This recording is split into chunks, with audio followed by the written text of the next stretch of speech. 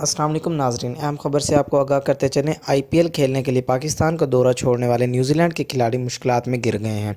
तफसीलात के मुताबिक न्यूजीलैंड के 9 क्रिकेटर्स के इंडियन प्रीमियर लीग में मुआहदे हैं, जबकि अब तक 4 क्रिकेटर्स को मैचेस खेलने का मौका मिला है।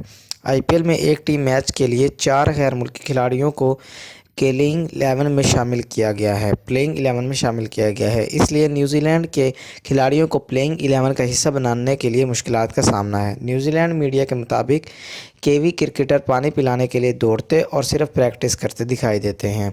कीन विल्सन कई मैचेस में बाहर बैठे 2 मैचेस में 27 रन बनाए, जबकि फास्ट बॉलर ट्रेंट बोल्ट ने 4 मैचेस में 5 विकेटें हासिल की हैं।